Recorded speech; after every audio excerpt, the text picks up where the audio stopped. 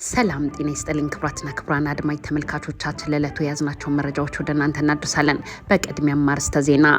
የፋኖ ኃይሎች አንድነታቸውን ማወጃቸውን ተከትሎ ጠቅላይ ሚኒስትር አብይ አህመድ ማስጠንቀቂያ ሰጥተዋል። የከፋ ነገር እንዳይወስዱ በቅርበት ተከታተሏቸው ሲሉ ለባለ ድርሻ አካላት ትዕዛዝ አስተላልፈዋል። በአማራ ክልል በፋኖ ኃይሎችና በአገዛዙ ኃይሎች መካከል ቀጥሎ በዋለው ውጊያ የአማራ ፋኖ ብሔራዊ ንቅናቄ ሰሜን አማራ ቀጠና በላይ እዝ አራተኛ ደጃዝማች ኮር ወደ ቀጠናው በገባው ሰራዊት ላይ መብረቃዊ ጥቃት ማድረሱን አሳውቋል። አገዛዙ የፋኖ ኃይሎች የጥምቀት በዓልን እያከበሩ ባሉበት ጀነራል ተፈራ ማሞን ከቻላችሁ ይዛችሁ አምጡልኝ ካልሆነም ደምስሱልኝ ብሎ የላካቸው ልዩ ኃይሎች በጀነራል ተፈራ ማሞ ጦር ተደምስሰዋል።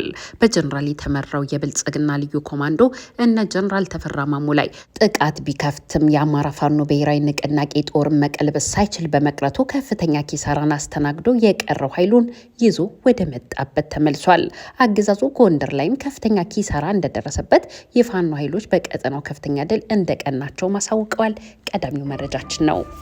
የፋኖ ኃይሎች አንድነታቸውን ማወጃቸውን ተከትሎ ጠቅላይ ሚኒስትር አብይ አህመድ ማስጠንቀቂያ ሰጥተዋል። የከፋ ነገር እንዳይወስዱ በቅርበት ተከታተሏቸው ሲሉም ለባለ ድርሻ አካላት ትዕዛዝ አስተላልፈዋል። ወዲህ ደግሞ ኮሎኔል ደመቀ ዘውዱ ለጠቅላይ ሚኒስትሩ አማካሪ አቶ ጌታቸው ረዳ የሰጡት ምላሽ የወልቃይቱን ትኩሳት ከፍ አድርጎታል።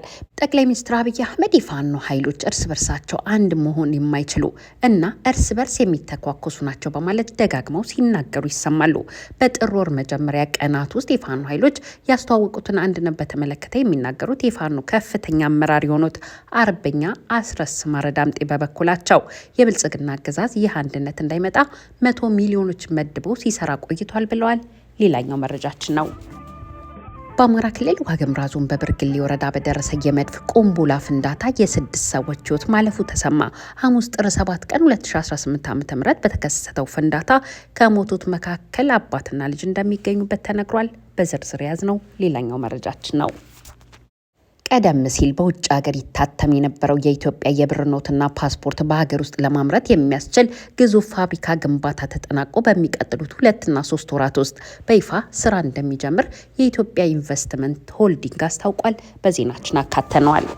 ሶማሊያ ከተባበሩት አረብ ኤሚሬትስ ጋር የነበራትን ሁሉንም የጸጥታና የመከላከል ስምምነቶች በይፋ ካቋረጠች ከቀናት በኋላ ከኳታር ጋር አዲስ የመከላከልና ትብብር ስምምነት መፈራረሟን የዜና ምንጮች ዘግበዋል። በዜናችን ይዘነዋል።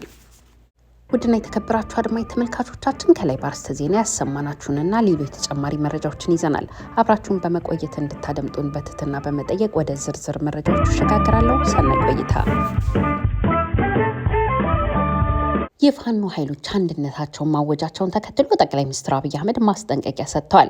የከፋ ነገር እንዳይወስዱ በቅርበት ተከታተሏቸው ሲሉ ለባለ ድርሻ አካላት ትዕዛዝ አስተላልፈዋል። የብልጽግናው ፕሬዝዳንት አብይ አህመድ የፋኖ ኃይሎች እርስ በርስ እንኳን አንድ መሆን የማይችሉና እርስ በርስ የሚታኮሱ ናቸው በሚል ደጋግመው ሲናገሩ ይሰማሉ።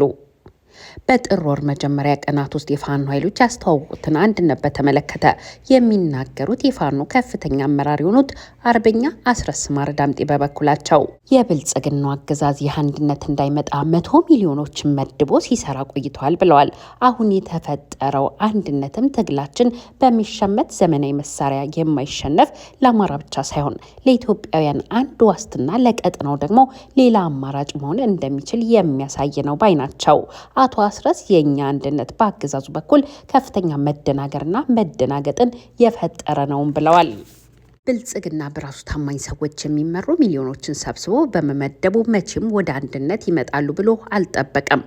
ፋኖ በምንም ሂሳብና ፊዚክስ አንድ አይሆንም ያለው ፋኖ አንድ በመሆኑ ተደናግጧል፣ ተረብሿል። አቶ አስረስ እንዳሉት አብይ አህመድ የፈለገውን ድሮን ቢታጠቅ፣ ዘመናዊ የክትትል ራዳርም ቢያሰልፍ፣ ሌላም ነገር ቢደረግለት እንኳን ይህንን ኃይል ማሸነፍ እንደማይችል ታውቋል። የፋኖ ኃይልም አንድ በመሆን የአብይ ሴራ፣ ተንኮል፣ ወታደራዊ እንቅስቃሴና ሌሎች የፖለቲካ ሰዎች የማያግዱት መሆኑን ለዓለም ጭምር ያሳየበት፣ በቀጠናው ላይ ፍላጎት ላላቸው የፖለቲካ ኃይሎችና አገራት ያንን ጉልበታችንን ያሳየንበት፣ በተጨማሪም የአማራን ስነ ልቦና አንድነት፣ የትግሉን አስፈላጊነት ጭምር ከፍ ያደረግንበት በመሆኑ ትብብሩ ከቀጠናው አልፎ ከአፍሪካ ቀንድም አልፎ ሌሎች ጭምር እንዲያዩት ከዚህ በፊት የነበራቸውን አሰላለፍ መልሰው እንዲያጤኑት የሚያደርግ ነው የአንድነት ንቅናቄ ምስረታችን ብለዋል። ይህ በእንዲህ እንዳለ የአገዛዙ ሰራዊት በገፍ የፋኖ ኃይሎችን እየተቀላቀሉ እንደሚገኙ መረጃዎች አመላክተዋል። የአንድነቱ ዜና ከተሰማበት ሰዓት ጀምሮ ኮሎኔሎች፣ የመቶ አለቃና የ50 አለቃ ማዕረግ ያላቸው በርካታ አመራሮችና የጦር አባላት ፋኖን እየተቀላቀሉ ይገኛሉ። በክልሉ በሁለቱ ተፋላሚ ኃይሎች መካከል በቀጠለው ውጊያም የአማራ ፋኖ ብሔራዊ ንቅናቄ ሰሜን አማራ ቀጠና በላይ እዝ 4ኛ ደጃዝማች ኮር ወደ ቀጠናው በገባው ሰራዊት ላይ መብረቃዊ ጥቃት ማድረሱን አስታውቋል። ጥር 11 ቀን 2018 ዓ.ም ከጠዋቱ 12 ሰዓት ላይ በማዕከላዊ አርማጮ ማሰሮ ደንብ ወረዳ ጃንሱማ ቀበሌ ሽመለበር በተባለ ቦታ ላይ የኮሩ ልዩ ዘመቻና የተከዜ ክፍለ ጦር በጥምረት በወሰዱት የደፈጣ ጥቃት በርካታ የአገዛዙ ሰራዊት ላይ ከፍተኛ ጉዳት አድርሰዋል።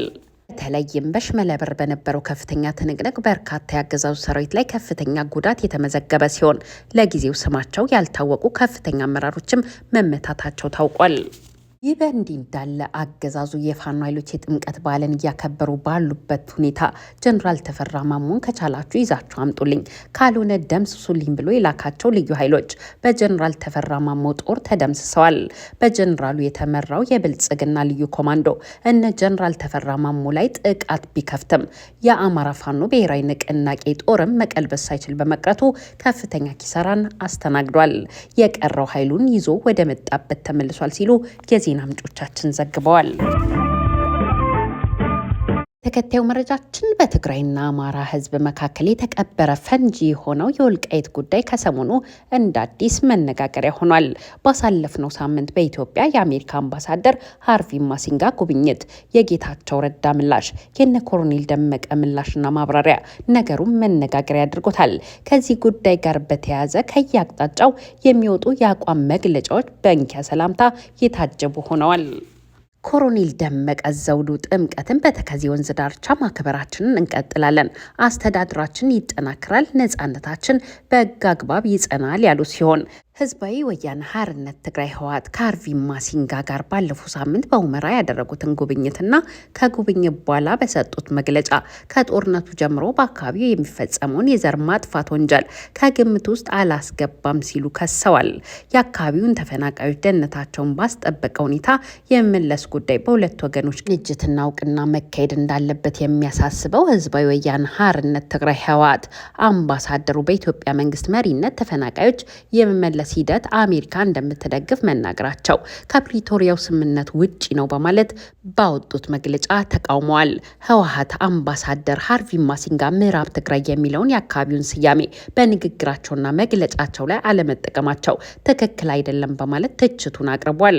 ህወሓት አያይዞም ሁመራ በምዕራብ ትግራይ የምትገኝ ከተማ መሆኗ ይታወቃል ብሏል። ጠቅላይ ሚኒስትሩ አማካሪ አቶ ጌታቸው ረዳ የፌዴራል መንግስቱና ህዝባዊ ወያነ ሓርነት ትግራይ ህወሓት የፕሪቶሪያውን የሰላም ስምምነት የተፈራረሙት ግጭትን ለማቆም እና ለተያያዥ ጉዳዮች ብቻ ነው በሚል ከጦርነቱ ወዲህ ያለው የአካባቢው አከላለል ከ1983 በፊት ከነበረውም ሆነ አሁን ካለው የፌዴራል አወቃቀር ጋር የተመጣጠነ ነው በማለትም ያክላሉ። ኮሎኔል ደመቀ ዘውዱ በበኩላቸው ጥምቀትን በተከዜ ወንዝ ዳርቻ ማክበራችንን እንቀጥላለን፣ የሚፈርስ አስተዳደር የለም የሚጠናከር እንጂ ሲሉም ተናግረዋል። ኮሎኔል ደመቀ ዘውዱ እንዳሉት የአማራና የትግራይ ህዝብ በኢትዮጵያ ታሪክ ክፉንም ደጉንም አብሮ ያሳለፈ ወንድማማች ህዝብ ነው ብለዋል። በአብሮነት ለመኖር ከኛ ወንድሞቻችሁ ጋር በመነጋገር በመወያየት እንጂ የህዝባዊ ወያነ ሓርነት ትግራይ ህወሓትን መንገድ መከተል የበለጠ ጥፋት ያመጣል ሲሉ ገልጸው የወልቃይት ጠገዴ ህዝብ ጎንደሬ አማራነቴን አትቀሙኛል እንጂ ከትግራይ ህዝብ ጋር አብሮ አልኖርም አላለም ሲሉም አክለዋል። በአማራ ክልል ዋግምራ ዞን በአበርገሌ ወረዳ በደረሰ የመድፍ ቁምቡላ ፍንዳታ የ6 ሰዎች ህይወት አለፈ።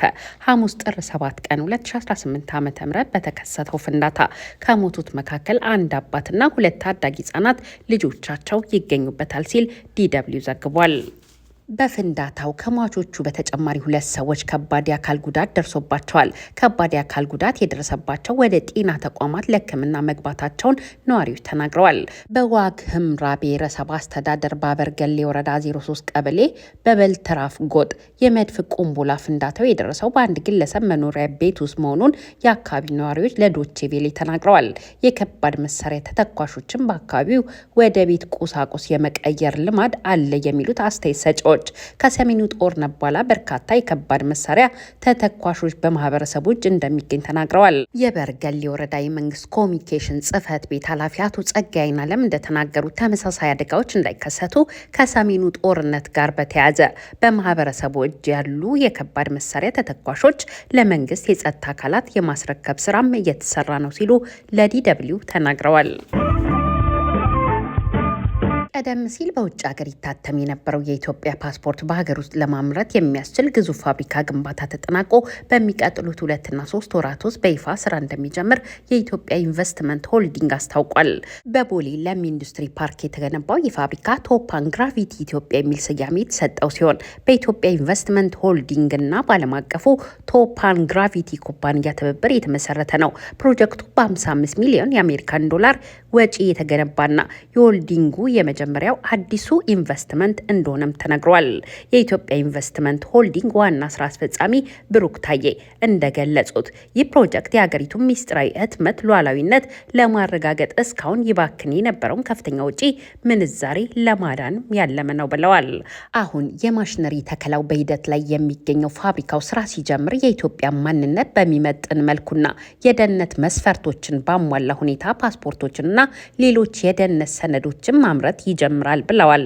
በተያያዘ መረጃም ኢትዮጵያ የብር ኖቶቿን በሀገር ውስጥ ለማተም በዝግጅት ላይ መሆኗን መረጃዎች አመላክተዋል።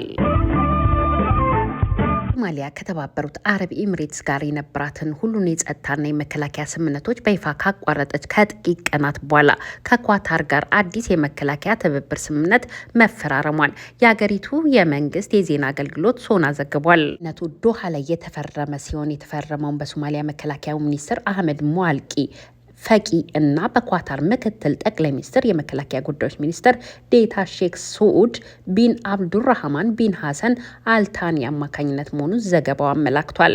የመከላከያው ትብብር ማዕቀፍ ትኩረት የሚያደርገው በወታደራዊ ስልጠና፣ በልምድ ልውውጥ፣ በመከላከያ አቅም ግንባታና በተጠናከረ የጸጥታ ትብብር ላይ ሲሆን ዋና ዓላማውን ቀጠናዊ ሰላምና መረጋጋትን መደገፍ እንደሆነ ተገልጿል። የሁለቱ ሀገራት ባለስልጣናት ስምምነቱ በሶማሊያና በኳታር መካከል ያለውን ስትራቴጂካዊ ግንኙነት የሚያጠናክርና ለረጅም ጊዜ መከላከያ ትብብር ያለውን ቁርጠኝነት የሚያሳይ ነው ብለዋል። ይህ ስምምነት የተፈረመው የሶማሊያ የሚኒስትሮች ምክር ቤት ከተባበሩት አረብ ኤሚሬትስ ጋር የነበሩትን ሁለትዮሽ የጸጥታና የመከላከያ ስምምነቶችን መግባቢያ ማቋረጡን ካስታወቀ ከጥቂት ቀናት በኋላ ነው።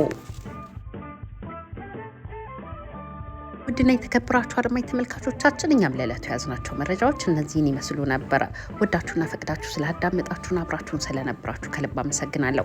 ለቤታችን አዲስ ከሆናችሁ ሰብስክራይብ፣ ላይክና ሼር በማድረግ ቤተሰብ እንድትሆኑን በትህትና በመጠየቅ እሰናበታለሁ። ሰላም ለኢትዮጵያ፣ ሰላም ለሰው ልጆች ሁሉ ይሁን። ቸር ያሰማን። ሻሎም